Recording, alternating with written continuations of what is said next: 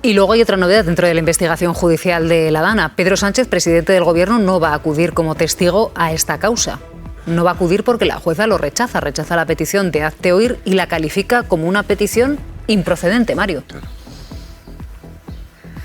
Sí, porque la comunicación que tuvo Pedro Sánchez con Carlos Mazón fue a las 22:50 y lo que considera la jueza es que esa hora se aleja radicalmente de la hora de la toma de decisiones, es decir, la decisión del envío de la alerta, que ya saben es el centro de esta decisión. Dice que esta petición de testifical de hazte oír se basa en meras elucubraciones. Y respecto a la citación, sí, de Alberto Núñez Feijóo, hace una comparación. Dice que en las declaraciones que hizo el líder popular el 31 de octubre, 2 días después de la Dana, lo que declaró es que Carlos Mazón le había mantenido informado a tiempo real de la situación de Valencia. Claro, lo que dijo Feijóo en una rueda de prensa público ante los medios de comunicación en cuanto llegó a Valencia es que Carlos Mazón le mantuvo informado al minuto. Así que la jueza le ha llamado a declarar como testigo para saber exactamente qué es lo que le dijo Mazón, sobre todo porque Feijóo aludió a los fallecidos. Así que esta mañana le hemos preguntado al ministro Óscar Puente si la declaración de Feijóo como testigo ante la jueza, obligado a decir verdad, podría contribuir a aclarar lo que sucedió el día de la Dana. Holanda es que lo que le sucedió a Feijóo es que se quiso marcar un tanto el día de la tragedia y que eso va a tener que revelarlo ante la jueza. Hombre, lo que pasa es que yo creo que por lo que vamos sabiendo de lo que ocurrió aquella tarde, me imagino que el estar continuamente informado sería a partir de las 8 de la tarde. Me parece a mí que antes de eso poca información debió tener el señor Feijóo, ¿no? Bueno, entiendo que la jueza le llame a Feijóo y no llame a Sánchez porque lo que está investigando es qué pasó antes, no qué pasó después. No estamos hablando de los momentos posteriores. Y luego, como decía Orriols, efectivamente yo creo que esto es uno de los hechos, de los graves hechos que va a restar, ¿no?, al Partido Popular, fundamentalmente en la Comunidad Valenciana, aunque es verdad que yo tengo mis dudas que el PSOE pueda sacar ventaja de estos hechos, ¿no?, porque yo creo que lo que queda también grabada en la mente de los valencianos es lo que pasó después, ¿no?, y probablemente al final quien se va a beneficiar de todo esto pues son los extremos, no sé si Compromís y probablemente más que nadie Vox. Sí, a mí me parece que la jueza ha estado tremendamente fina llamando a declarar al señor Feijóo, entre otras cosas porque efectivamente en esa rueda de prensa, a las pocas horas, bueno, en aquella mañana siguiente del desastre, dijo: he estado en contacto permanente con el señor Mazón, me ha mantenido informado minuto a minuto. Minuto a minuto no dice si a partir de las 8 de la tarde, si a partir de las 6, si a partir de las 5 o si cuando el señor Mazón estaba en el Ventorro. Dice: he estado informado minuto a minuto. Bueno, pues muy bien, ponga usted a disposición esa información minuto a minuto que usted obtuvo del presidente de la Generalitat. Le informó desde el Ventorro por mensaje, ponga a disposición esos mensajes. Le informó vía llamada, bueno, pues explique usted ante la jueza qué información le aportó el señor presidente de la Generalitat aquella tarde. Una información que por lo que sabemos hasta ahora estaba hurtando al resto de los ciudadanos. Yo creo que el señor Feijóo allí se quiso marcar aquella mañana el tanto de, bueno, pues el líder de la oposición que está al cabo de, bueno, del sentir y de, bueno, de los problemas de los ciudadanos, y de luego se metió, si me permitís la expresión, en un embolado, porque cuando tú dices ante las cámaras y te graba toda España, he estado informado minuto a minuto, cuando después se ha visto qué consecuencias ha tenido esa información que se hurtaba o que se daba a cuentagotas a la ciudadanía, pues ahora hay que... Pero cuando Feijóo dijo eso, claro, lo último que se puede imaginar es que esto iba a tener recorrido judicial. Bueno, claro, ¿no? Porque a lo mejor ahí tenía todavía demasiada confianza en la persona que era presidente de la Generalitat, pero que desde luego no estuvo donde había que estar aquella tarde. Sabemos por aquel listado famoso de llamadas, que no es oficial, de que envió Mazón a las Cortes Valencianas, que habló con Feijóo a las 9:30 de la noche, fue una cosa así, o las 10, o sea, poco aquí, antes. Claro, aquí la pregunta que tiene que responder poco antes de Feijóo Sánchez, claro, ante la jueza es ¿a qué hora le trasladó Mazón que había fallecidos? Porque es lo que dice en esa rueda de prensa, que es que le comunicó que había fallecidos. Entonces necesitamos saber en concreto a qué hora le informó Carlos Mazón a Alberto Núñez Feijóo de que sabía que había fallecido. Ya sabemos que lo sabía antes, aunque él ha mantenido que hasta las 5 de la mañana, 5 de la madrugada, no habían tenido conocimiento del fallecimiento. Hay unas declaraciones, sí. Pero ya sabemos que hay unas declaraciones de antes en las que se habla ya de un fallecido entonces, si además a eso Feijóo añade o reconoce que efectivamente se lo contó a esa hora, más o menos, pues evidentemente, insisto en lo de antes, una mentira más que se queda desacreditada, ¿no? De todas formas, yo creo que será clave también, si finalmente lo reclama la jueza, esos mensajes que se intercambian el señor Mazón con su jefe de gabinete, con el señor Cuenca. Ese cúmulo de información, ese cúmulo de mensajes son clave para entender cuán importancia le estaba dando el señor Mazón a lo que está ocurriendo en su territorio. Vamos a seguir avanzando con otro asunto que nos va a llevar a Valencia, porque Radio Televisión Española ha tenido acceso a unos audios que desvelan que los bomberos que estaban trabajando el día de la Dana en el Barranco del Pollo recibieron la orden de retirarse, como lo oyen. Recibieron la orden de retirarse. ¿Tenéis instrucciones para nosotros? Recibí información, voy a consultar los mandos a ver si me indican otra cosa. Sí, adelante para Buñol. Retiraros a base. Vale, recibido. Retiraros. Son las conversaciones a las que ha tenido, como les decíamos, acceso esta casa, Radio Televisión Española. En esos audios no se identifica quién dio la orden, pero la orden es clarísima. Retírense, dicen. Mario.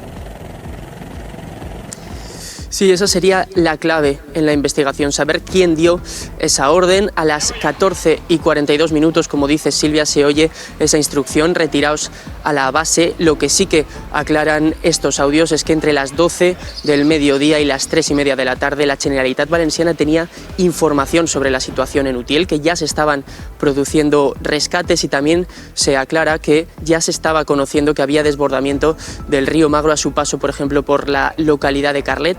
Estos audios, a los que ha tenido acceso Radio Televisión Española, ahora han sido incorporados a la causa de la Dana. No hemos podido acceder a la vivienda, hemos subido a la persona mayor con movilidad reducida a la segunda planta y nos hemos retirado. Que nos hemos encontrado un tráiler con la cabeza tractora dentro del agua y su ocupante ha salido sin problema. Lo único que está el camión, la cabeza tractora metida en la rambla. Recibieron la orden de retirarse. Está con nosotros Mariló Gradoli, portavoz de la Asociación Víctimas Dana 29 de octubre. Mariló, muy buenos días. Buenos días. ¿Qué sientes al escuchar estos audios a los que ha tenido acceso Radio Televisión Española? Pues que después de un año y casi 2 meses todavía seguimos teniendo nueva información sobre las negligencias de aquel 29 de octubre de 2024. Han pasado ya mucho tiempo y todavía no tenemos la certeza de lo que pasó, y es a golpe de investigación de los medios de comunicación, a golpe de auto judicial, donde estamos conociendo todas esas negligencias que se tiene que asumir una responsabilidad. Es que estamos hablando, Mariló, de una orden de retirada en torno a las 2 de la tarde. Es decir, ya había zonas que estaban sufriendo muchísimo, que estaban inundadas, y justo en ese momento no sabemos quién, pero los bomberos muestran en estos audios clarísimamente cómo reciben la orden de retirarse. Así es, y esperemos que la jueza de instrucción número 3 de Catarroja averigüe y investigue quién dio esa orden y de qué estamento salió esa orden. Lo que está claro es que había información de sobra, información sobrada para dar una alerta a la población, a la ciudadanía. Había información y alertas para que los políticos que estaban en ese momento en el Consell se tomasen en serio esa situación de peligro, esa situación de emergencia, y no lo hiciesen. Y palabras como las de ayer de Salomé Pradas pidiendo perdón, que entendemos que está en una defensa judicial, pero que no aclara lo que pasó para que podamos avanzar, también sigue siendo muy doloroso. En estos momentos necesitamos honestidad, necesitamos verdad, porque ya ha pasado más de un año y esto empieza a ser muy doloroso. Audios como el que acabamos de conocer, que se pide la retirada de los bomberos que están vigilando una rambla que horas después causará tanto dolor y tanto desastre. Se tienen que asumir las responsabilidades. Necesitamos honestidad, que digan nos equivocamos, nos vamos al juzgado, pero no podemos seguir esperando y esperando a que salgan nuevos audios, nuevas versiones que desmienten todo lo que sabíamos hasta ahora. Marta Monforte, muy buenos días. Hola, buenos días, Silvia, ¿qué tal? Es que estos audios a los que ha tenido acceso Radio Televisión Española más de un año después muestran varias cosas. Muestra que la Generalitat sí tenía información, que sí se llegaron a desplegar los bomberos en puntos críticos y que ordenaron su retirada. Efectivamente, Silvia, y de hecho ayer escuchamos como Salomé Pradas en la Comisión del Congreso se inhibía de toda responsabilidad. De hecho decía que la responsabilidad ahí era del Gobierno Central porque en el CECOPI también hay miembros del Gobierno Central y por tanto era su responsabilidad también. Es decir, a mí la sensación que me dio fue como nosotros no sabemos gestionar esto, yo no tengo ni idea de emergencias, entonces que venga el Gobierno Central a solucionar los problemas, lo cual plantea muchos interrogantes, ¿no? ¿En el Estado de las Autonomías sirve? Porque visto lo visto, si tiene que acudir siempre al Gobierno Central cuando hay un problema en una autonomía y tienen ellos las competencias, hay que plantearse si sirve o no, o de qué sirve, si solo sirve para tirar las culpas a los demás y no para gestionar. Y luego Pradas defendió su gestión, ¿no? Dijo que ella estuvo al pie del cañón y además es una frase que repitió muchísimas veces. Yo estuve al pie del cañón durante toda la jornada y sin embargo ahora vemos como estos audios demuestran que no fue así, o si estuvo al pie del cañón, sinceramente no entendemos muy bien la decisión de retirar a los bomberos en un momento crítico en localidades como Utiel, ¿no? Al final yo creo que se desacreditó un poco a sí misma y vimos y estamos viendo todavía más de un año después las consecuencias de aquella gestión negligente por parte del gobierno de Carlos Mazón. Es que no terminamos de sorprendernos, Patricia. Es que un año después, ahora sabemos que ordenaron retirarse a los bomberos. Efectivamente, un año y 2 meses después siguen saliendo a la luz nuevos argumentos que apoyan la tesis de que el gobierno de la Generalitat de Valencia tenía conocimiento suficiente, información suficiente para haber decretado el estado de alerta, para haber mandado ese alert que hubiera salvado tantas vidas y desde luego para haber puesto a salvo a decenas de miles de ciudadanos.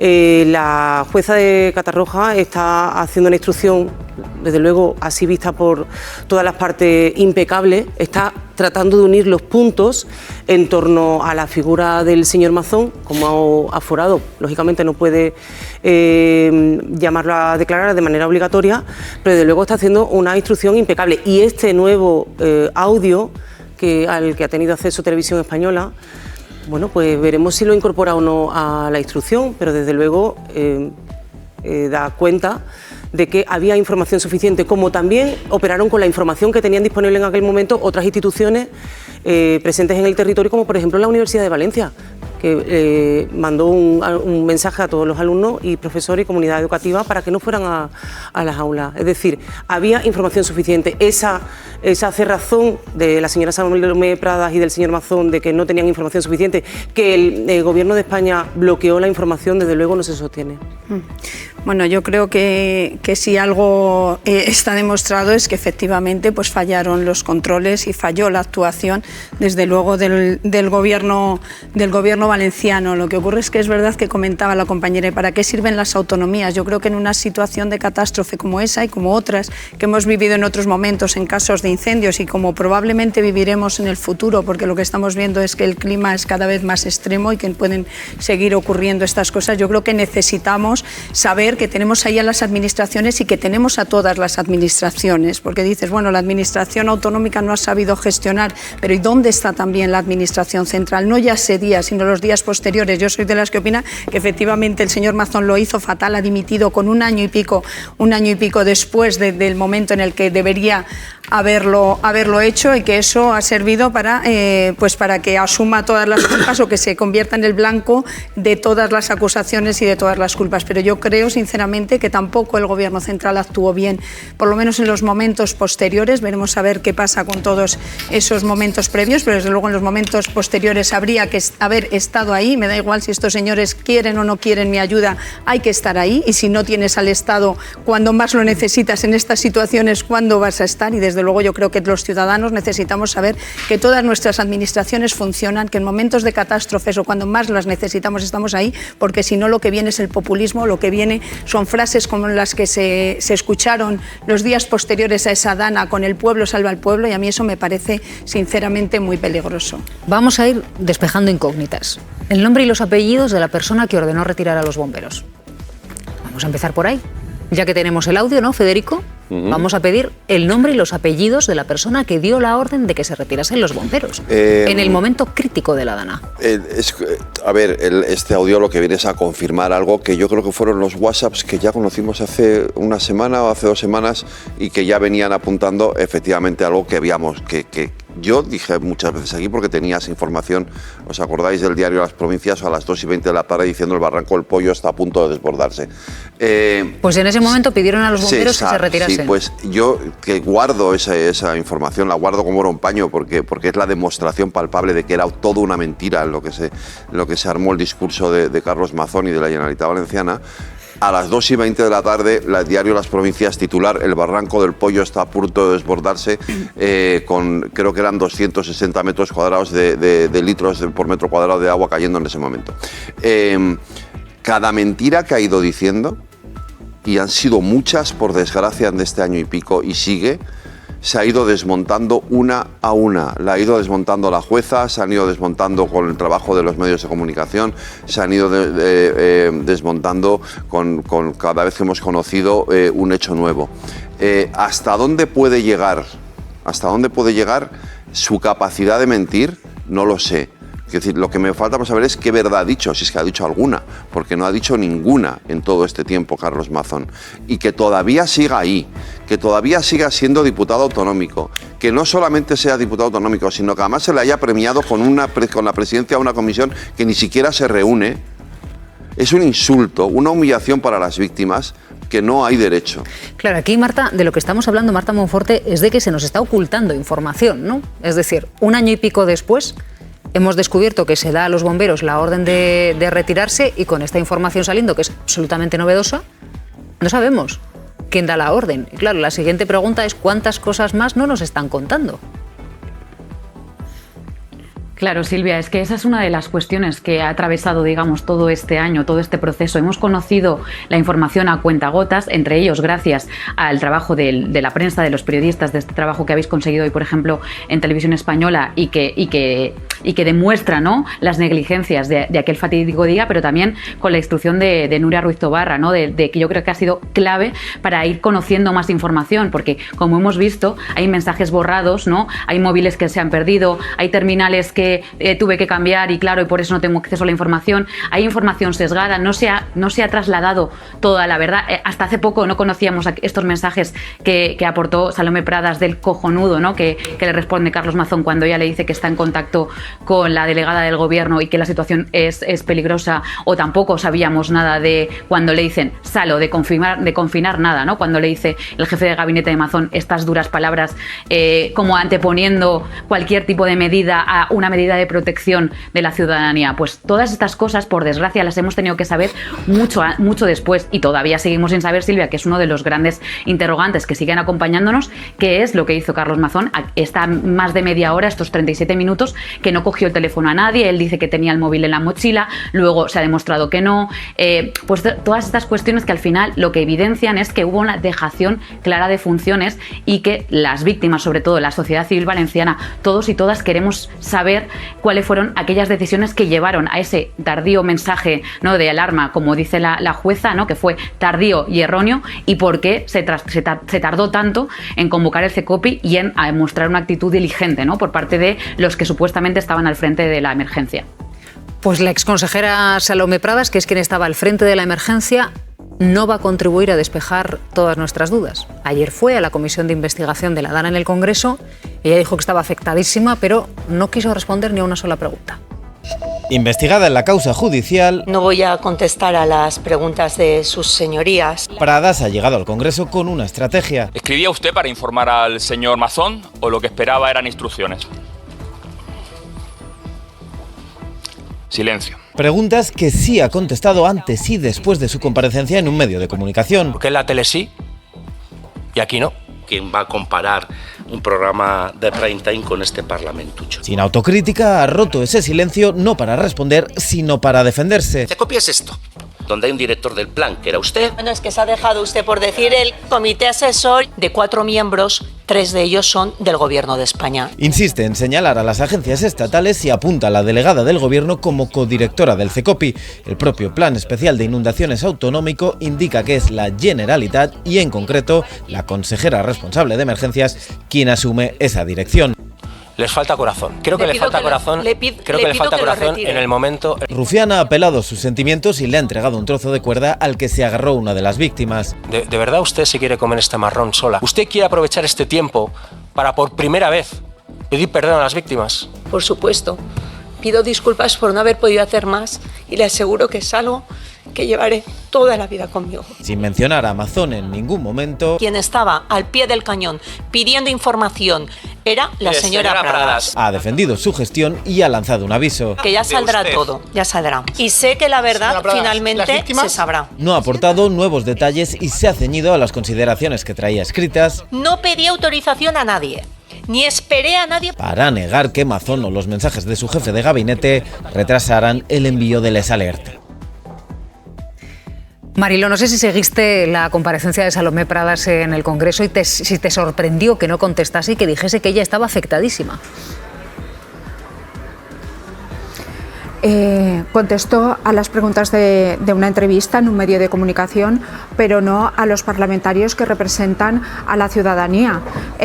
Nos pareció terrible que ya de entrada dijese que no iba a contestar a ninguna de las preguntas y sobre todo que diga que se va a saber la verdad cuando su verdad ya hemos visto que está desmentida por la jueza y por sus propios WhatsApps.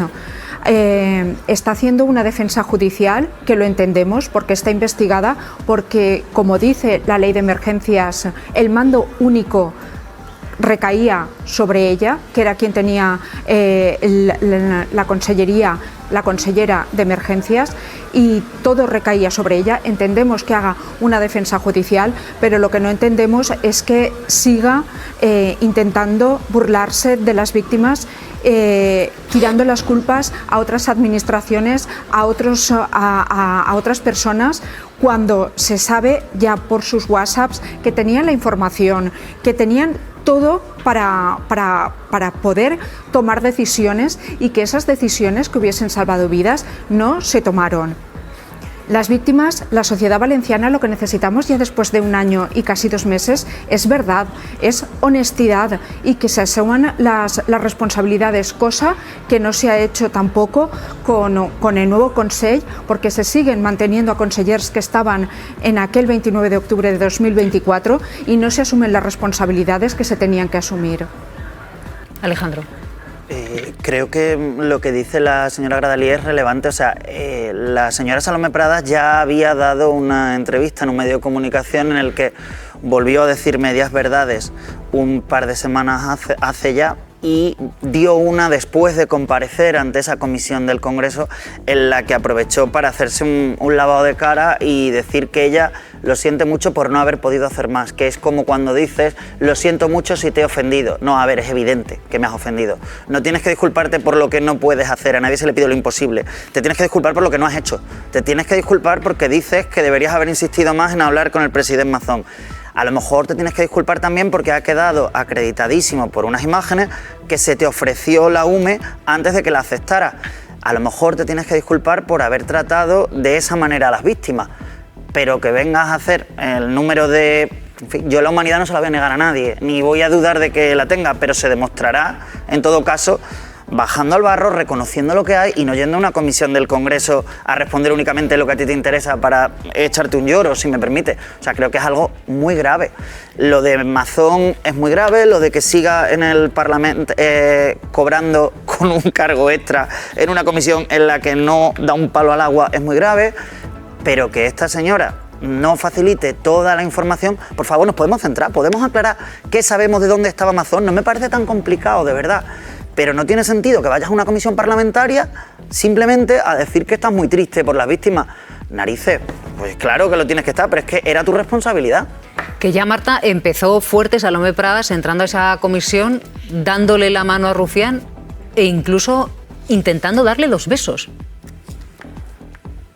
Sí, Silvia, efectivamente. Yo estaba dentro de la comisión cuando llegó Salomé Pradas y ella lo que hace es como inicia una ronda de darle 2 besos a los distintos portavoces, no solo del PP, sino también de Compromís y los que estaban allí y ella conocía previamente. Cuando se acerca a Rufián, ¿no? Yo creo que era un poco que buscaba pues esa complicidad, ¿no? Antes de la comisión. Cuando se acerca a Rufián, él no quiere, además porque sabe que le están grabando las imágenes de la propia comisión, no quiere que se le vea ese gesto cómplice con Pradas, a la que luego tiene que interrogar. Entonces le dice, no, mejor la mano, ¿no? Y al final la estrategia de Pradas ayer a la comisión fue un poco errática, sinceramente. Ella comenzó diciendo, no voy a responder a nada por consejos de mi abogado, que era una posibilidad que los grupos tenían muy en cuenta, por eso no la habían llamado antes, ¿no?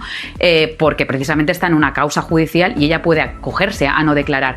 Pero luego, conforme avanzan las preguntas y conforme avanza la comisión, ya le responde al diputado de Bildu, ya tiene este rifirrafe con Rufián a propósito de las víctimas y del poco corazón o no que tiene, y ella se siente muy ofendida por todo lo que le dice y empieza a llorar y se siente mal. Al diputado de Vox le contesta a todo lo que le pregunta, ¿no? Y es verdad que sí que la vimos, ¿no? Con esta actitud dual, y luego vimos precisamente cómo ella, después de no contestar a muchas de las preguntas que le plantean los distintos portavoces, sí que se va a un medio de comunicación a hablar y un poco a victimizarse, ¿no? Que yo creo que es lo que hizo a lo largo de toda la comparecencia. Ella decir que estaba muy triste, que se arrepentía mucho, ¿no? Que nunca olvidará todo lo que pasó y que ojalá haberlo hecho mejor, pero en lugar, ¿no? de responder a las preguntas, intentar mejorar, ¿no? Todo aquello, lo que no se hizo bien, ella todo el rato aludía a las alegaciones que había presentado ella ante los grupos y no las sacabas de ahí. ¿Hasta qué punto la Dana puede ser la piedra en el zapato de Feijóo? Bueno, será una de las piedras del zapato de Feijóo, sin duda, porque además se suele decir en política que los acontecimientos, los eventos acaban olvidándose, ¿no? Los votantes son miopes, solo ven lo que ocurre en el último año, por eso todos los alcaldes se ponen a inaugurar cosas en el año electoral, ¿no? Porque tenemos mala memoria. Pero hay cuestiones que se fijan en la memoria y que son muy fáciles de recuperar, incluso cuando han pasado 1 año, 2 años, 3 años, ¿no? Y este caso, y creo que será uno de ellos, este caso no es que creas, que sin duda, no solo por el efecto arrastre que tiene, sino por el impacto emocional que genera, ¿no? Y cómo conecta esto con mal gobierno, ¿no? Con el mal gobierno, que es algo que, bueno, que todo partido quiere demostrar, ¿no? Que en el elemento de capacidad, competencia, pues ellos son competentes y capaces, ¿no? En este caso, yo creo que, por tanto, sí, es un elemento que hay pocas cosas en la legislatura que pueden decir esto puede tener un efecto relevante. Yo diría que esta es una de ellas.